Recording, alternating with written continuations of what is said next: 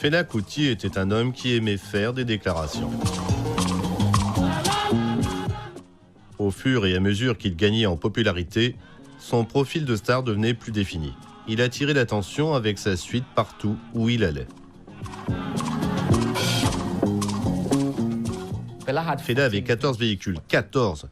J'ai dessiné tous les logos, orné tous les véhicules. Donc quand on se déplaçait, c'était un convoi.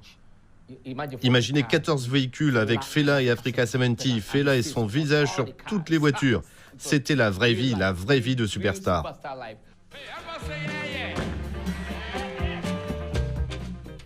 Lorsque Fela crée l'afrobeat, il s'inspire de ses racines. Ses somptueuses performances sur scène sont des emprunts aux festivités traditionnelles africaines combinées à son éducation musicale.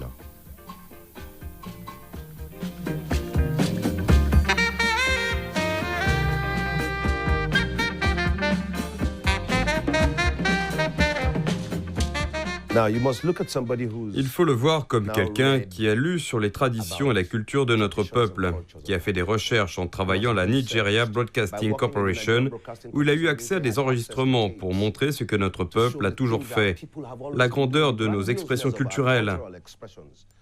Elles sont là, dans le pays d'Idjebou, quand les gens font des cérémonies, quand ils font des festivals, le festival Agemo, le festival Egungun. Ils le font avec verve, avec vie. C'est du théâtre total. Et voici un musicien éduqué qui veut croiser l'expérience de ce qu'il connaît traditionnellement et en apporter l'essence et la fusionner dans ce qui pourrait se passer sur scène en temps réel. Quand Fela se produit dans sa propre boîte de nuit, le Shrine, on le voit souvent avec de la poudre blanche sur le visage.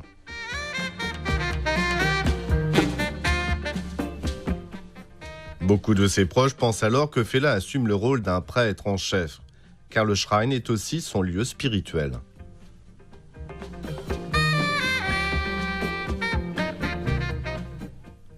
À l'occasion du premier anniversaire de l'attaque de Kalakuta en 1978, Fela épouse 27 femmes. La raison derrière n'est pas encore claire, mais on considère largement que c'est un moyen de répondre aux critiques qu'il accuse d'enlever des femmes. C'est très important pour un homme d'épouser beaucoup de femmes. Un homme n'est pas censé courir dans les rues après les femmes. Voyez-vous, les femmes devraient être chez lui. Alors que les Nigérians célèbrent la 19e année de leur indépendance en 1979, le général Obasanjo décide de mettre fin aux 13 ans de régime militaire dans le pays en remettant le pouvoir à Shehu Shagari.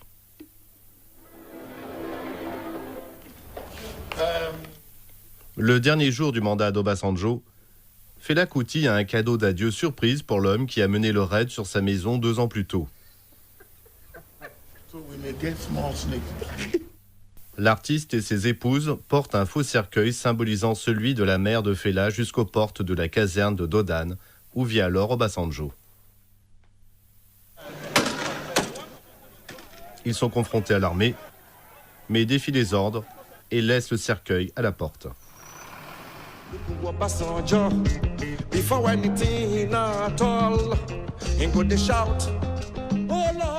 À peu près à la même époque, il sort une chanson intitulée « Coffin for the Head of State », un disque considéré comme le plus douloureux qu'il ait jamais écrit.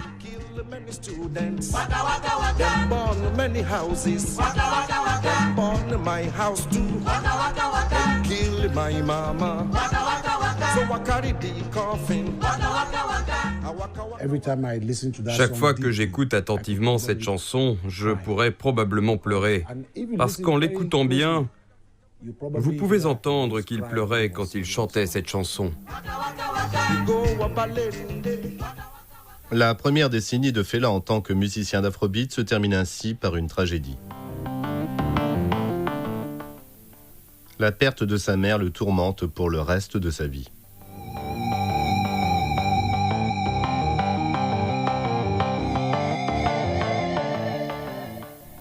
Cependant, plutôt que d'abandonner la cause, Fela s'inspire de ses expériences pour écrire d'autres paroles. Who go one take coffin?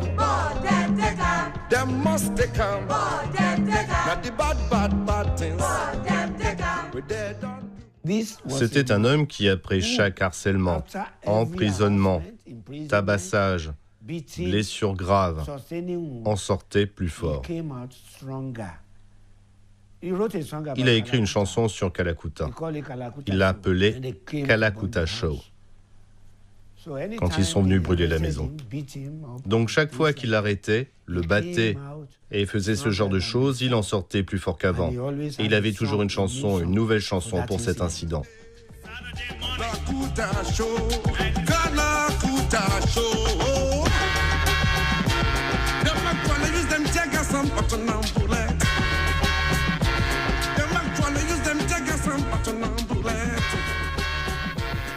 Fela recommence à tourner.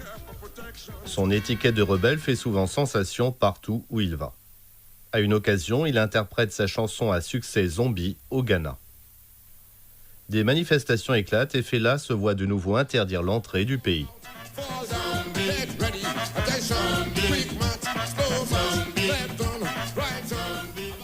Il continue à porter le flambeau de ses convictions politiques, même lors de ses tournées hors d'Afrique. Je vais vous raconter une autre histoire. Nous sommes allés jouer en Allemagne au Festival de jazz de Berlin. C'était en 1979.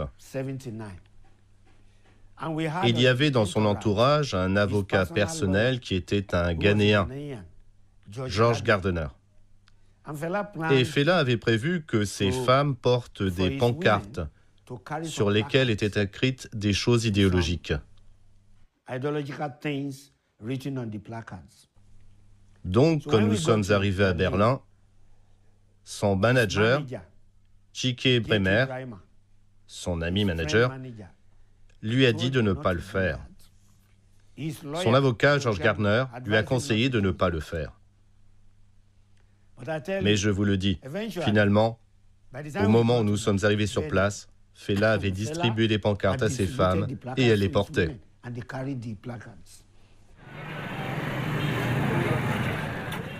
L'influence qu'il a sur les gens ordinaires l'incite à commencer à penser à changer le Nigeria lui-même.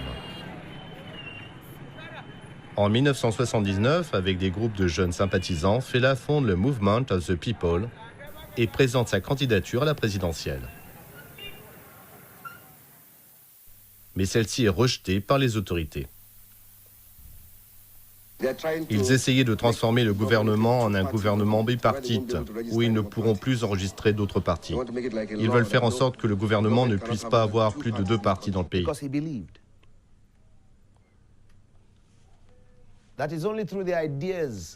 C'est parce qu'il croyait que ce n'était que par les idées des esprits éclairés que la société gagnerait sa liberté. Et il était assez éclairé et assez puissant au sein du système à ce moment-là pour vouloir se présenter à la présidence. Donc la seule chose que le système pouvait faire, c'était de l'en empêcher, lui et son parti. S'ils avaient fait l'erreur d'accepter sa candidature, le Nigeria ne serait pas ce qu'il est aujourd'hui. L'Afrique ne serait pas ce qu'elle est aujourd'hui. Jamais. Cependant, ce frein mis à ses ambitions présidentielles n'arrête pas son activisme dans d'autres domaines. Il appelle non seulement les Nigérians, mais tous les Africains, à être plus vigilants face à la corruption et aux régimes autoritaires. Les attitudes et les expressions des gens commencent à changer. Avant, notre peuple ne pouvait presque jamais s'exprimer ou parler de certaines choses. Mais je vois Fela en eux maintenant. Cela signifie que son travail a porté ses fruits. Ses espoirs présidentiels douchés en 1979, Fela revient à ses premiers amours, la musique.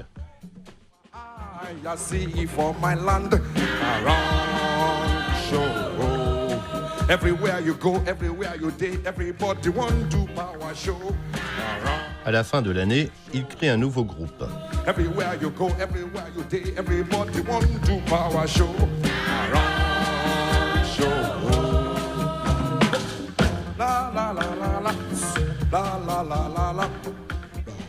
Il s'inspire de la civilisation de l'Égypte ancienne et exhorte les Africains à embrasser sa philosophie, sa science et même sa religion.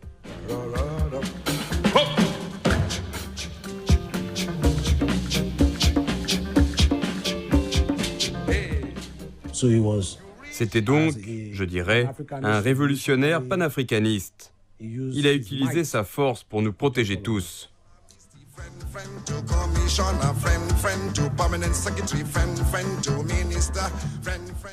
Avec son nouveau groupe, Fela sort une chanson à portée politique de 25 minutes intitulée ITT, International Tif Tif. Il y nomme des dirigeants d'entreprises et des politiciens impliqués dans la corruption.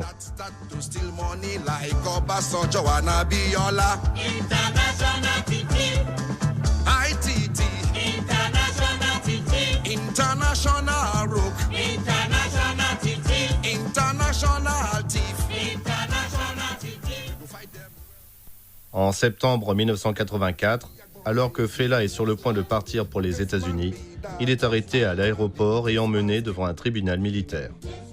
Il est accusé d'avoir fait sortir clandestinement des devises du pays.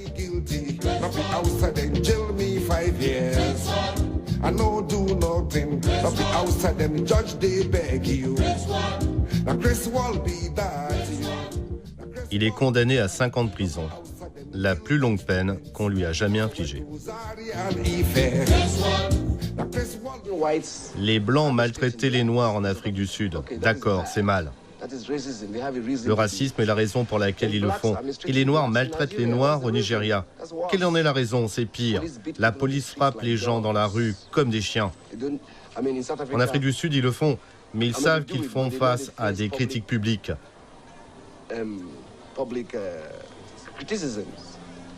Alors ils se regardent en train de le faire. Mais au Nigeria, ils disent que le Nigeria est contre l'apartheid, que le Nigeria est ainsi. En Amérique, ils parlent du Nigeria comme si c'était le meilleur pays africain. Mais le Nigeria est le pire des pays africains. Les choses qui nous arrivent ici sont pires qu'en Afrique du Sud. L'emprisonnement de Fela attire l'attention et la condamnation de la communauté internationale. L'Organisation de défense des droits de l'homme Amnesty International déclare que les poursuites sont politiques. Des artistes appellent à sa libération. Après 20 mois, Fela est libéré. L'un de ses premiers actes est de divorcer de toutes ses femmes. Il dit ne plus croire en l'institution du mariage parce qu'elle ne mènerait qu'à la jalousie.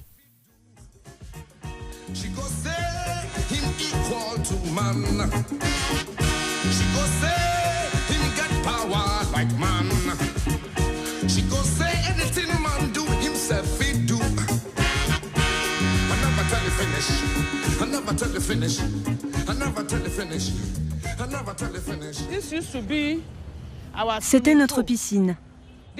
C'est là que se trouvait notre piscine. On avait une piscine ici. On avait un bâtiment ici. Et puis, on avait une clinique ici. C'est là que se trouvait la clinique. Fela était un homme qui arrangeait beaucoup les choses. Il accueillait les gens, il rendait les gens heureux et il leur donnait tout ce qu'ils voulaient dans la vie. Fela était quelqu'un de bien et tout le monde le savait. C'est juste parce qu'il disait la vérité que certaines personnes ne l'aimaient pas.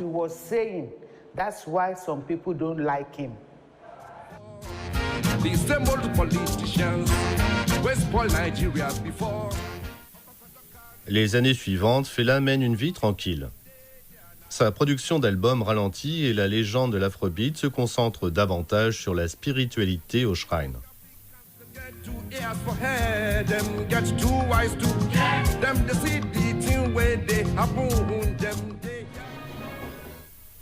Le shrine est une boîte de nuit et l'endroit où Fela prie.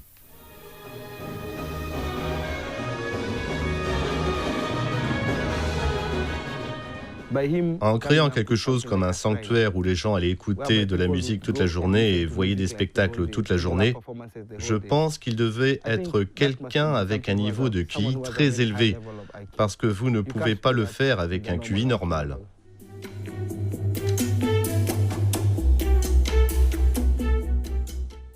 Fela Kuti décède en août 1997. Les rumeurs vont bon train suite à la nouvelle selon laquelle l'homme de 58 ans a succombé à des complications liées au VIH/SIDA. Cependant, les proches de l'Afrobeat déclarent qu'il est mort des suites des tortures que lui a infligées l'armée.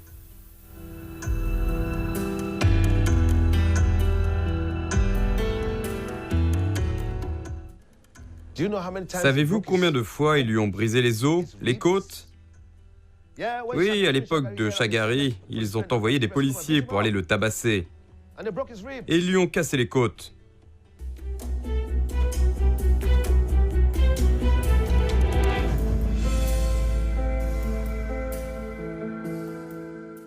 Fela était le meilleur des hommes en ce monde. Il était le meilleur mari qu'une femme pouvait avoir dans ce monde. Laissez-moi le dire de cette façon. Si je devais choisir un père pour revenir dans cette vie, je choisirais à nouveau mon père.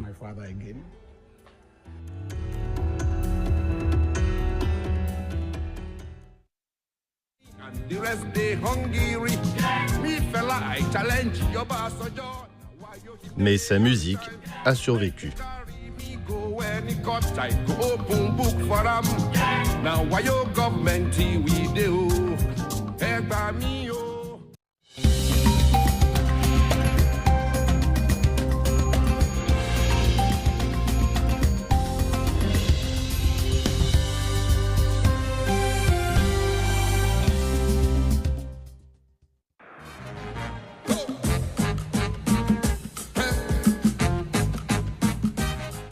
Une vingtaine d'années après sa mort, la vie et la musique de Fela Kuti suscitent encore de fortes émotions chez ceux qui l'ont connu et ses fans.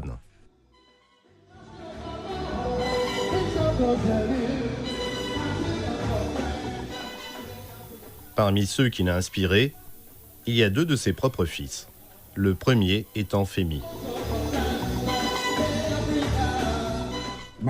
Ma première improvisation dans un groupe a eu lieu à l'université d'Ifé. Il y avait environ 5000 étudiants devant nous et mon père m'a appelé. Je jouais du saxophone. Il m'a appelé pour que je fasse un solo et j'étais... Il m'avait dit que je ferais probablement un solo et je m'y entraînais. Et quand on est arrivé là-bas, tous les étudiants criaient « Fela, Fela !» Et toute la nuit, j'ai pensé qu'il allait m'appeler. Puis il m'a appelé. « Mon fils Femi va faire un solo !» Je me suis mis à trembler. Je tremblais, je frissonnais. Et puis il m'a mis devant le micro et je ne pouvais pas souffler. Il a dit « Souffle !» Mais rien ne sortait. Finalement, il m'a tapé dans le dos et j'ai enfin trouvé le courage. J'ai dû mal jouer parce que je ne me souviens pas de ce qui s'est passé. Mais il m'a dit « Oh, très bien, très bien !»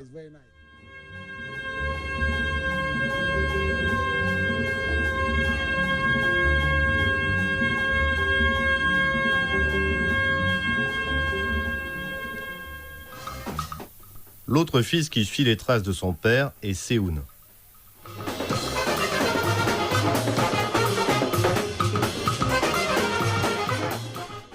Vous savez, mon père se déplaçait avec environ 70 personnes. Donc avec toutes les tournées dans les années 80 jusqu'à la dernière en 1992, il était toujours sur la route.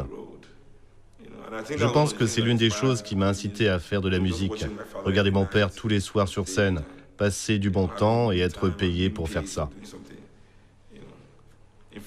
En fait, après le spectacle à l'Apollo Theater, j'ai dit à mon père que je voulais jouer de la musique quelque part à New York.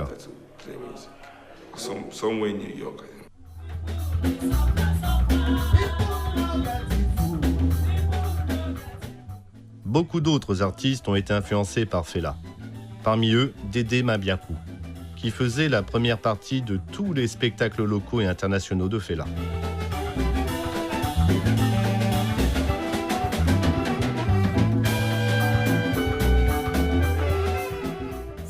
Les paroles de Fela sont théâtrales. Les paroles de Fela sont très prophétiques. Les paroles de Fela sont très terre-à-terre, réalistes et vraies. Les paroles de Fela sont telles qu'elles créent l'essence de ce que représente l'émancipation pour l'Afrique et pour le monde. Before you know, commotion does start. Big trouble, big argument. Big fights, big everything. Commotion they go, commotion they come. Fights they start, fight they stop. Trouble they turn. Dans des paroles comme celles de Sorrow, Tears and Blood, il dit « Mon peuple a trop peur de ce qu'il ne voit pas. Je ne veux pas mourir dans la maison de ma mère. Je veux construire une maison, j'ai un enfant. »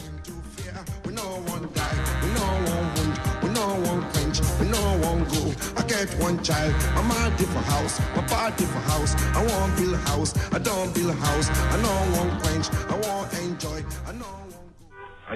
Je vois les Africains aujourd'hui, ce que nous faisons.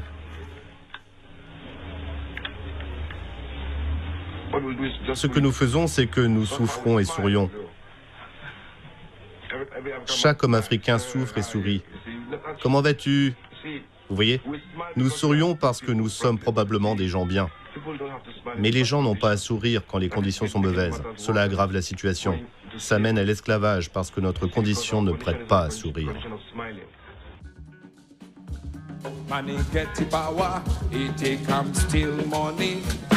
Why? I don't know. You don't know anything at all. You this my brother. Try this one.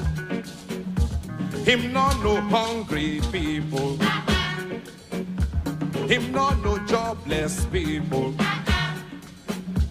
Him not no homeless people. Vous savez, la musique afrobeat est née d'une idéologie socialiste. La musique afrobeat, c'est le socialisme sous forme musicale. On le voit à la manière de mon père de gérer son foyer, le message dans la musique et ce qu'il faut pour créer la musique.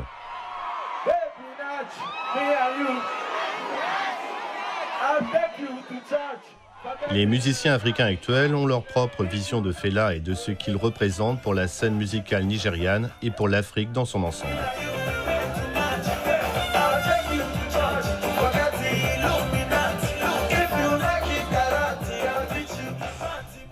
L'influence de Fela sur la musique africaine se fait encore entendre aujourd'hui. Si vous écoutez tout ce qui vient du Nigeria en ce moment, c'est ce qu'on appelle le Naija beat, où on entend ce genre de percussion.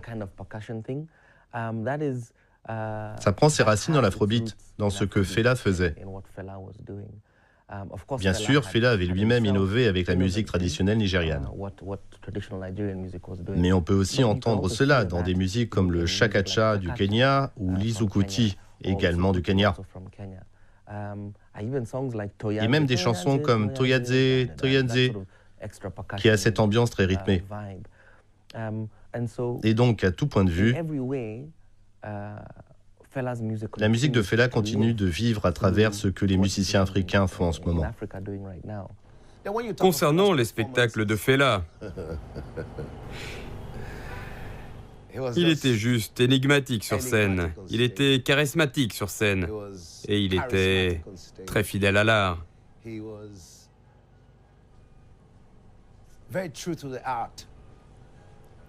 Sans faire semblant.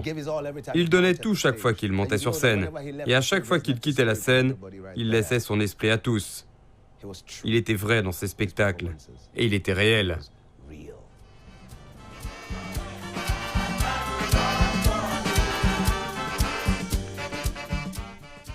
Les sujets abordés dans la musique d'aujourd'hui ont tendance à être plus légers que ceux de Fela à son époque.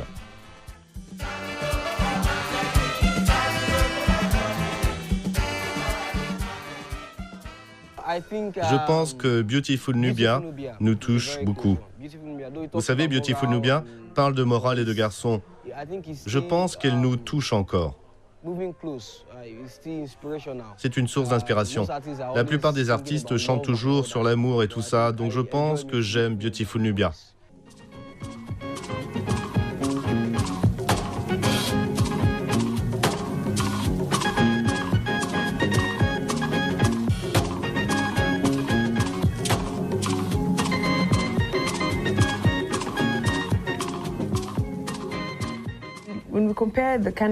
Quand on compare le genre de message que Fela transmettait à celui qu'on transmet maintenant en empruntant à sa musique, mais on ne parle pas d'injustice sociale. On parle d'argent, de sexe et d'amour. C'est un peu inévitable d'avoir maintenant des artistes qui parlent de ces choses parce que c'est notre réalité.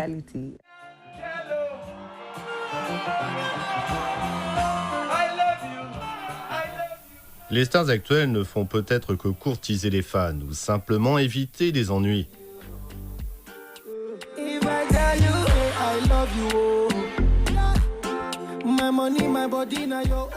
Alors que penserait Fela de la musique africaine d'aujourd'hui ?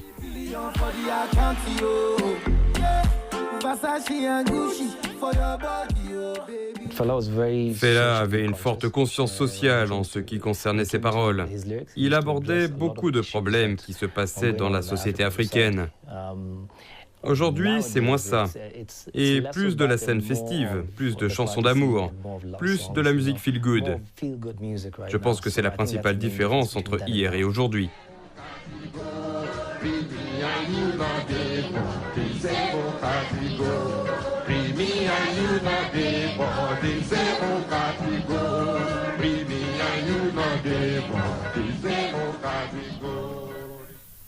Et que penserait-il de la situation politique en Afrique aujourd'hui?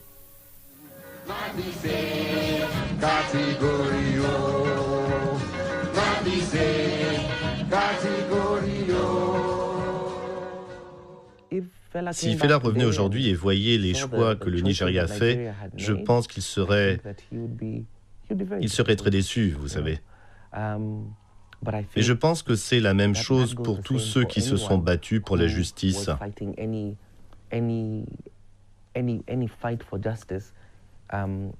À l'époque où l'Afrique devenait indépendante. Je ne crois pas qu'il serait encore en vie. Il serait mort d'hypertension artérielle. Le fait qu'Obasanjo soit revenu au pouvoir en 1999 et que les gens aient afflué par millions pour voter pour lui, je ne pense pas qu'il aurait pu accepter cela. Après toutes les chansons contre lui, Obasanjo, pas question. Quand les gens disent qu'ils aimeraient qu'il soit en vie, je n'ai pas la même vision.